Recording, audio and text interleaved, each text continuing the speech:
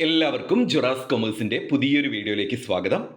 ഇന്നത്തെ വീഡിയോയിൽ നമ്മൾ ഡിസ്കസ് ചെയ്യുന്നത് ഓഡിറ്റിംഗ് ആൻഡ് കോർപ്പറേറ്റ് ഗവേണൻസ് സബ്ജക്റ്റിലെ പ്രധാനപ്പെട്ട 5 മാർക്ക് ക്വസ്റ്റ്യൻസും അതിൻ്റെ ആൻസേഴ്സുമാണ്. നമ്മുടെ ചാനൽ ഇതുവരെ സബ്സ്ക്രൈബ് ചെയ്യാത്തവരാണെങ്കിൽ ചാനൽ സബ്സ്ക്രൈബ് ചെയ്യുക. അതോടൊപ്പം തന്നെ നമ്മുടെ വീഡിയോസിനെ കുറിച്ചുള്ള കമൻറ്റ് ബോക്സിൽ കമൻറ്റ് ചെയ്യുക. ആദ്യത്തെ 5 മാർക്ക് ക്വസ്റ്റ്യൻ ആണ്, what are the different types of audit report? ഇത് ഡിസ്കസ് ചെയ്യുന്നതിന് മുമ്പ് നിങ്ങളോട് എനിക്കൊരു പ്രധാനപ്പെട്ട കാര്യം പറയാനുള്ളത്, ജുറാസ് കൊമേഴ്സ് നൽകുന്ന ഷോർട്ട് നോട്ട് 100% ഫ്രീ ആയിട്ടാണ് നിങ്ങൾക്ക് നൽകുന്നത്. അത് പെയ്ഡ് അല്ല. 2021 മുതൽ 25 വരെ കഴിഞ്ഞ 5 വർഷമായിട്ട് നോട്ട്സ് പ്രൊവൈഡ് ചെയ്യുന്നുണ്ട്. ടെലഗ്രാം ചാനലിലൂടെയും അതുപോലെ എൻ്റെ വാട്സപ്പ് നമ്പറിലൂടെയുമാണ് നോട്ട്സ് പ്രൊവൈഡ് ചെയ്യുന്നത്. ഈ നോട്ട് നിങ്ങൾക്ക് ഫ്രീ ആയിട്ട് ആക്സസ് ചെയ്യാവുന്നതാണ്. യാതൊരുവിധ പൈസയും നൽകേണ്ടതില്ല. ഇതുവരെ നമ്മൾ നോട്ട്സ് പൈസ കൊടുത്ത് ആർക്കും പ്രൊവൈഡ് ചെയ്തിട്ടുമില്ല. നമ്മുടെ നോട്ട് പലരും പല വെബ്സൈറ്റുകളിലേക്കും അതുപോലെ തന്നെ പല ടെലഗ്രാം ചാനലുകളും ഉണ്ടാക്കിയിട്ട് ജുറാസിൻ്റെ നോട്ട് പൈസയ്ക്ക് വിൽക്കുന്നുണ്ട്. അപ്പോൾ അത്തരത്തിൽ പോയി വെറുതെ പൈസ കളയരുത്. നമുക്ക് മെസ്സേജ് അയച്ചു കഴിഞ്ഞാലോ അല്ലെങ്കിൽ ടെലഗ്രാം ഗ്രൂപ്പിൽ ജോയിൻ ചെയ്താലോ ഏത് സെമസ്റ്ററിൽ പഠിക്കുന്ന കുട്ടിയാണെങ്കിലും നിങ്ങൾക്ക് നോട്ട്സ് അവൈലബിൾ ആയിരിക്കും. ഓക്കെ, അതുകൊണ്ട് തന്നെ ഞാൻ പലരും അങ്ങനെ പറഞ്ഞ് കേട്ടതുകൊണ്ട് നിങ്ങളുടെ അടുത്ത് ഷെയർ ചെയ്യാണ്. ഫ്രീ ആയിട്ട് നമ്മുടെ നോട്ട് നിങ്ങൾക്ക് നൽകുന്നതായിരിക്കും. What are the different types of audit report? Audit റിപ്പോർട്ടിൻ്റെ ടൈപ്സ് ഏതൊക്കെയാണ്? ആദ്യം ഓഡിറ്റ് റിപ്പോർട്ട് എന്താണെന്ന് അറിയണം. Audit report is a written opinion of an auditor related to the accuracy and reliability of financial statements of a company. ഒരു കമ്പനിയുടെ financial സ്റ്റേറ്റ്മെൻറ്റിൻ്റെ അക്യുറസിയും റിലയബിലിറ്റിയും എത്രത്തോളം ഉണ്ട് എന്നുള്ളതിനെക്കുറിച്ച് ഓഡിറ്റർ നൽകുന്ന ഒരു റിട്ടൺ ഒപ്പീനിയനെയാണ് ഓഡിറ്റ് റിപ്പോർട്ട് എന്ന് പറയുന്നത്. 3 കീവേഡാണ് ഇവിടെ ഓർത്തു വെക്കേണ്ടത്. ആ കീവേഡ് നോട്ട് ചെയ്തോളൂ. റിട്ടൺ ഒപ്പീനിയനാണ്, reliability and accuracy, financial statement. അതായത് ഒരു കമ്പനിയുടെ ഫിനാൻഷ്യൽ സ്റ്റേറ്റ്മെൻറ്റിൻ്റെ റിലയബിലിറ്റിയും ആക്യുറസിയും എത്രത്തോളം ഉണ്ട് എന്ന് ഓഡിറ്റർ നൽകുന്ന റിട്ടൺ ഒപ്പീനിയനാണ് ഓഡിറ്റ് റിപ്പോർട്ട് എന്ന് പറയുന്നത്. Written opinion. അപ്പോൾ റിട്ടൺ ഒപ്പീനിയനാണ് reliability and accuracy financial statements of the company. ഒരു കമ്പനിയുടെ ഫിനാൻഷ്യൽ സ്റ്റേറ്റ്മെൻറ്റ്സുകളെല്ലാം പരിശോധിച്ച് അവസാനം ഓഡിറ്റർ അതിൻ്റെ ആക്യുറസി എത്രത്തോളമുണ്ട്, കൃത്യത എത്രത്തോളമുണ്ട്, റിലയബിലിറ്റി അതിൻ്റെ വിശ്വാസയോഗ്യത എത്രത്തോളമുണ്ട് എന്നുള്ളതിനെക്കുറിച്ചൊരു റിട്ടൺ ഒപ്പീനിയൻ കൊടുക്കുന്നതിനെയാണ് ഓഡിറ്റ് റിപ്പോർട്ട് എന്ന് പറയുന്നത്. അപ്പോൾ ഓഡിറ്റ് റിപ്പോർട്ട് എന്താണെന്ന് പഠിച്ചു. ഓഡിറ്റ് റിപ്പോർട്ട് എന്ന് പറഞ്ഞാൽ written document of an auditor related to the accuracy and reliability of financial statement of a company. ഇപ്പം 3 കീവേഡ് ഉണ്ട് നിങ്ങളുടെ കയ്യിൽ. അത് വെച്ച് ഇനി ഓഡിറ്റ് റിപ്പോർട്ടിന്റെ മീനിങ് എഴുതണം. ഇനി ചോദിക്കാൻ സാധ്യതയുള്ള ഒന്നാണ്, വാട്ട് ആർ ദ ക്വാളിറ്റീസ് അല്ലെങ്കിൽ characteristics of A good audit report? ഒരു നല്ല ഓഡിറ്റ് റിപ്പോർട്ടിന് ഉണ്ടായിരിക്കേണ്ട ക്വാളിറ്റീസ് അല്ലെങ്കിൽ ക്യാരക്ടറിസ്റ്റിക്സ് എന്തൊക്കെയാണ്? ഇറ്റ് ഷുഡ് ബി ആക്യുറേറ്റ്, അത് കൃത്യതയുള്ളതായിരിക്കണം. ഇറ്റ് ഷുഡ് ബി റിലയബിൾ, അത് വിശ്വാസയോഗ്യത്തിലെടുക്കാൻ പറ്റുന്നതായിരിക്കണം. ഇറ്റ് ഷുഡ് ബി കൺവിൻസിങ്, അത് ഷെയർ ഹോൾഡേഴ്സിനെയും അല്ലെങ്കിൽ കമ്പനിയുടെ മാനേജ്മെൻറ്റിനെയും എല്ലാം തന്നെ കൺവിൻസ് ചെയ്യുന്ന രീതിയിലായിരിക്കണം. ഇറ്റ് ഷുഡ് ബി ട്രാൻസ്പെറൻറ്റ്, അത് ട്രാൻസ്പെറൻ്റ് ആയിരിക്കണം. ഇറ്റ് ഷുഡ് ബി ക്ലിയർ, അത് ക്ലിയർ ഉള്ളതായിരിക്കണം. It should be free from ബയാസുകളിൽ നിന്നും ഫ്രീ ആയിരിക്കണം. ഇറ്റ് ഷുഡ് ബി ബ്രീഫ്, അതെന്തായിരിക്കണം? ചുരുങ്ങിയ വാക്കുകളിലായിരിക്കണം. ഇറ്റ് ഷുഡ് ബി ഒബ്ജക്റ്റീവ്, അത് ഒബ്ജക്റ്റീവ് ആയിരിക്കണം. കള്ളത്തരങ്ങളൊന്നും ഉണ്ടാവാൻ പാടില്ല. It should reflect result of the audit work, auditor ചെയ്ത വർക്കിൻ്റെ ഒരു റിഫ്ലക്ഷൻ ആയിരിക്കണം. It should exhibit true financial position of the company. Audit report ഒരു കമ്പനിയുടെ യഥാർത്ഥ ഫിനാൻഷ്യൽ പൊസിഷൻ ആയിരിക്കണം എക്സിബിറ്റ് ചെയ്യേണ്ടത്, പ്രദർശിപ്പിക്കേണ്ടത് അല്ലെങ്കിൽ കാണിക്കേണ്ടത്. ഇത്രയുമാണ് ഒരു ഓഡിറ്റ് റിപ്പോർട്ടിന് ഉണ്ടായിരിക്കേണ്ട ക്വാളിറ്റീസ് അല്ലെങ്കിൽ ക്യാരക്ടറിസ്റ്റിക്സ്. അപ്പോൾ എളുപ്പമുള്ള കുറച്ച് പോയിന്റ്സ് ഞാൻ നിങ്ങൾക്ക് പഠിക്കാൻ വേണ്ടി ഇതിൽ ഇട്ട് തന്നിട്ടുണ്ട്. ആക്യുറേറ്റ്, റിലയബിൾ, കൺവിൻസിങ് പഠിച്ചോ, സെറ്റായിട്ട് പഠിച്ചോളൂ. അപ്പോൾ ഓഡിറ്റ് റിപ്പോർട്ട് എന്താണെന്ന് ഒരിക്കൽ കൂടെ നോക്കുക. ഓഡിറ്റ് റിപ്പോർട്ട് എന്ന് പറഞ്ഞാൽ 3 keyword: written opinion, reliability and accuracy, financial statement of the company. Then audit റിപ്പോർട്ടിന് ഉണ്ടാവേണ്ട ക്വാളിറ്റീസ് അല്ലെങ്കിൽ അതിൻ്റെ ഫീച്ചേഴ്സ് എന്തൊക്കെയാണ്? ആക്യുറേറ്റ് ആയിരിക്കണം, റിലയബിൾ ആയിരിക്കണം, 2 പോയിന്റ് മീനിങ്ങിൽ തന്നെയുണ്ട്. ട്രാൻസ്പെറൻറ്റും ആയിരിക്കണം, ക്ലിയറും ആയിരിക്കണം, ബ്രീഫ് ആയിരിക്കണം, ഒബ്ജക്റ്റീവ് ആയിരിക്കണം, കൺവിൻസിങ് ആയിരിക്കണം. അത്രയെങ്കിലും ഓർത്തു വെച്ചോളൂ. ഇനി വളരെ പ്രധാനപ്പെട്ട ടോപ്പിക്കിലേക്ക്, ടൈപ്സ് ഓഫ് ഓഡിറ്റ് റിപ്പോർട്ട്. ഇപ്പോൾ ഓർത്ത് വെച്ചോ, ഓഡിറ്റ് റിപ്പോർട്ടിൻ്റെ 2 ടൈപ്പാണുള്ളത്. ക്ലീൻ ഓഡിറ്റ് റിപ്പോർട്ടും ക്വാളിഫൈഡ് ഓഡിറ്റ് റിപ്പോർട്ടും. ക്ലീനും ക്വാളിഫൈഡും. Clean, qualified. ഓർത്തോ, ക്ലീൻ ഓഡിറ്റ് റിപ്പോർട്ടുമുണ്ട്, ക്വാളിഫൈഡ്. ഇതിൽ ക്ലീൻ ഓഡിറ്റ് റിപ്പോർട്ടും ക്വാളിഫൈഡ് ഓഡിറ്റ് റിപ്പോർട്ടും 2 മാർക്കിന് സെപ്പറേറ്റും ചോദിക്കും. അതുകൊണ്ട് ഇതിൻ്റെ മീനിങ്ങും നിർബന്ധമായിട്ടും പഠിക്കണം. ഇപ്പോൾ ടൈപ്സ് ഓഫ് ഓഡിറ്റ് റിപ്പോർട്ടിൽ ക്ലീൻ ഓഡിറ്റ് റിപ്പോർട്ടുമുണ്ട്, ക്വാളിഫൈഡ് ഓഡിറ്റ് റിപ്പോർട്ടുമുണ്ട്. ക്ലീൻ ഓഡിറ്റ് റിപ്പോർട്ട് എന്ന് പറഞ്ഞാൽ it is a type of audit report in which auditor satisfied the accuracy and reliability of financial statement of the company. അപ്പം നമ്മൾ already audit റിപ്പോർട്ടിൻ്റെ മീനിങ്ങിൽ പറഞ്ഞിട്ടുണ്ട്. ആക്യുറസിയും റിലയബിലിറ്റിയുമാണ് check ചെയ്യുന്നത്. ഒരു കമ്പനിയുടെ ഫിനാൻഷ്യൽ സ്റ്റേറ്റ്മെൻറ്റിൻ്റെ ആക്യുറസിയും റിലയബിലിറ്റിയുമാണ് ചെക്ക് ചെയ്യുന്നത് എന്ന് ഓൾറെഡി പറഞ്ഞിട്ടുണ്ടല്ലോ. അതിൽ ഓഡിറ്റർ സാറ്റിസ്ഫൈഡ് ആയാൽ അതെന്താണ്? ക്ലീൻ ഓഡിറ്റ് റിപ്പോർട്ടാണ്. ഓഡിറ്റർ സാറ്റിസ്ഫൈഡ് അല്ലെങ്കിൽ നോട്ട് സാറ്റിസ്ഫൈഡ് ആണെങ്കിൽ അത് ക്വാളിഫൈഡ് ഓഡിറ്റ് റിപ്പോർട്ടാണ്. അപ്പം നമ്മൾ രണ്ടും പഠിച്ചു കഴിഞ്ഞു. ഇപ്പോൾ ക്ലീൻ ഓഡിറ്റ് റിപ്പോർട്ട് എന്ന് പറഞ്ഞാൽ it is a type of audit report in which auditor satisfied with the accuracy and reliability of financial statement of the company. It is also called positive or unqualified report. ഇപ്പോൾ clean report unqualified report എന്നും positive report എന്നും അറിയപ്പെടുന്നുണ്ട്. എന്താണ് സംഭവം? ഒരു auditor ഒരു കമ്പനിയുടെ financial statement പരിശോധിച്ചപ്പോൾ അതിൻ്റെ ആക്യുറസിയിലും റിലയബിലിറ്റിയിലും സാറ്റിസ്ഫൈഡ് ആണെങ്കിൽ ഓഡിറ്റർ നൽകുന്ന റിട്ടേൺ ഒപ്പീനിയൻ എന്തായിരിക്കും? ക്ലീൻ റിപ്പോർട്ട് എന്നായിരിക്കും. എന്നാൽ അല്ലെങ്കിൽ അൺക്വാളിഫൈഡ് എന്നോ പോസിറ്റീവ് റിപ്പോർട്ട് എന്നോ ആയിരിക്കും. എന്നാൽ ക്വാളിഫൈഡ് റിപ്പോർട്ട് എന്ന് പറഞ്ഞാൽ it is a type of audit report in which auditor is not satisfied. അവിടെ ഒരു നോട്ട് നൽകിയാൽ മതി. രണ്ടിൻ്റെ പേര് ഓർത്തിട്ട് മീനിങ് ഒന്നിന് പഠിച്ചാൽ മതി, ഒന്നിനൊരു നോട്ട് ചേർത്ത് കൊടുത്താൽ മതി. അപ്പോൾ it is a type of audit report in which auditor is not satisfied with the accuracy and reliability of the financial statement of the company. It is also called negative report. Qualified audit report negative report എന്നും കൂടെ ഓർത്തു വെക്കുക. അതുപോലെ തന്നെ എന്താണ് qualified report? Qualified എന്ന് പറഞ്ഞു കഴിഞ്ഞാൽ ഓഡിറ്റർ ഫിനാൻഷ്യൽ സ്റ്റേറ്റ്മെൻറ്റ് പരിശോധിച്ചപ്പോൾ അതിൻ്റെ ആക്യുറസിയിലും റിലയബിലിറ്റിയിലും എന്തല്ല? സാറ്റിസ്ഫൈഡ് അല്ല. അവിടെ എന്തൊക്കെയോ ഫ്രോഡ് നടന്നിട്ടുണ്ട്, മിസ്റ്റേക്കുകളുണ്ട്, എന്തൊക്കെയോ സംഭവങ്ങളുണ്ട്. അപ്പോൾ ഓഡിറ്റർ അതിൽ സാറ്റിസ്ഫൈഡ് അല്ല. അപ്പോൾ ഓഡിറ്റർ നൽകുന്ന റിപ്പോർട്ട് എന്തായിരിക്കും? അത് ക്വാളിഫൈഡ് റിപ്പോർട്ട് ആയിരിക്കും. അപ്പം നമ്മൾ ഓഡിറ്റ് റിപ്പോർട്ട് എന്താണെന്ന് പഠിച്ചിട്ടുണ്ടായിരുന്നു. ഒന്ന് റിവൈസ് ചെയ്ത് നോക്കൂ. നിങ്ങൾ തന്നെ വീഡിയോ പോസ്റ്റ് ചെയ്ത് ഇത്രയും പഠിച്ച കാര്യങ്ങൾ റിവൈസ് ചെയ്താൽ നിങ്ങൾക്ക് ആ ഒരു ഏരിയ സെറ്റായി. ആദ്യം ഓഡിറ്റ് റിപ്പോർട്ട് എന്താണെന്ന്. ഓഡിറ്റ് റിപ്പോർട്ടിന് 3 കീവേഡല്ലേ ഉള്ളത്. ഏതൊക്കെയായിരുന്നു ആ keywords?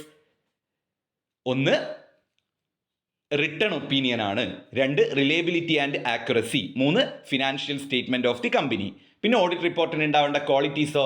It should be accurate, it should be reliable, it should be clear, it should be transparent, അല്ലേ?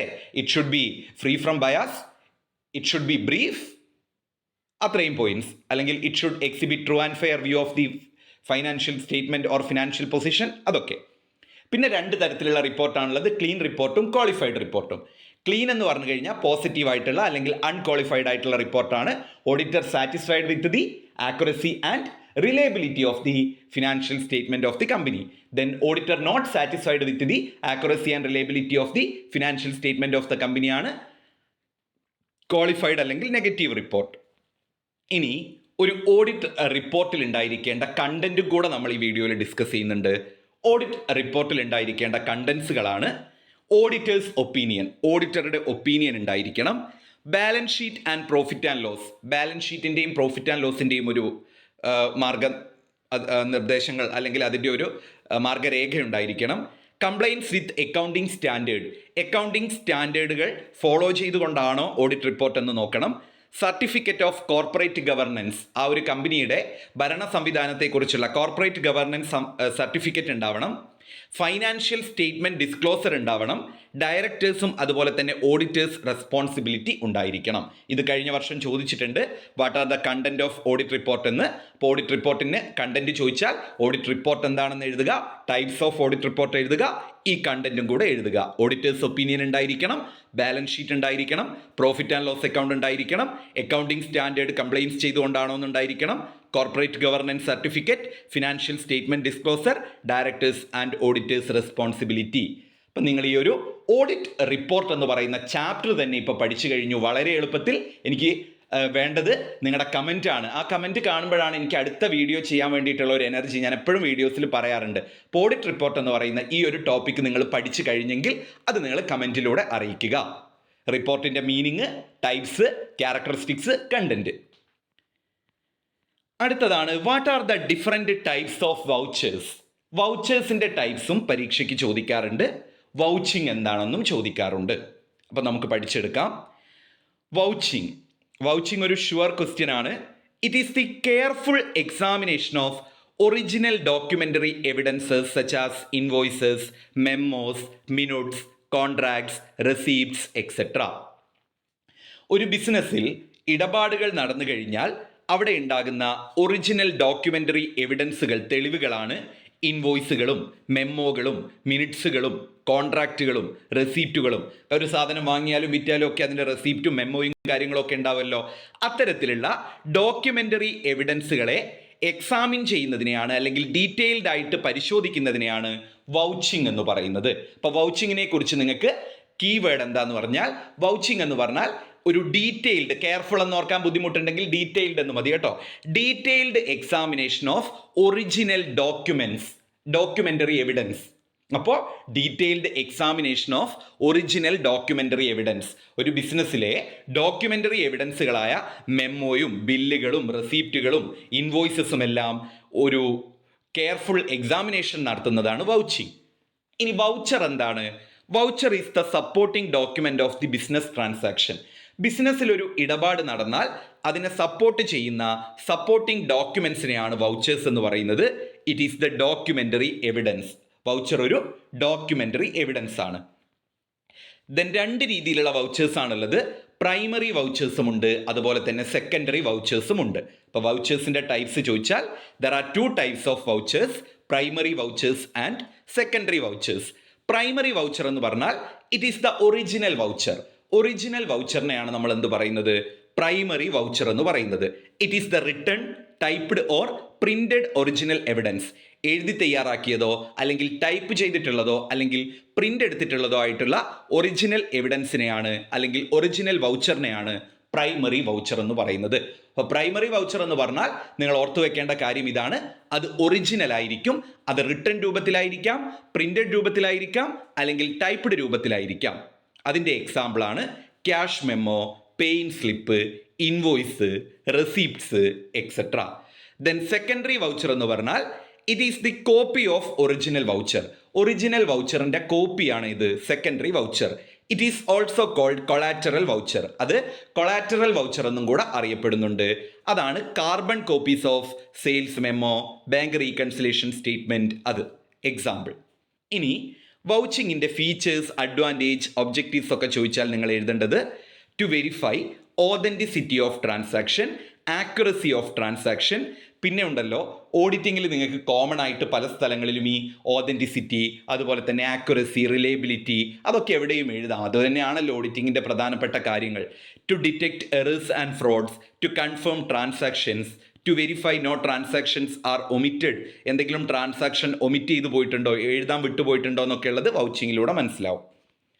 അടുത്ത ടോപ്പിക്കാണ് what are the differences between auditing and investigation. ഓഡിറ്റിങ്ങും ഇൻവെസ്റ്റിഗേഷനും തമ്മിലുള്ള ഡിഫറൻസസ് എന്തൊക്കെയാണ്? Auditing is compulsory. ഓഡിറ്റിംഗ് എൻ്റെ കൂടെ തന്നെ ഈ ഡിഫറൻസ് പഠിക്കുക. ഞാൻ റിപ്പീറ്റ് ചെയ്ത് പറയുന്ന സമയത്ത് നിങ്ങൾ എന്ത് ചെയ്യുക? ആ ഒരു പോയിന്റ്സ് നിങ്ങൾ നോട്ട് ചെയ്ത് വെക്കുക. വീഡിയോ പോസ് ചെയ്ത് കണ്ടാൽ മതി.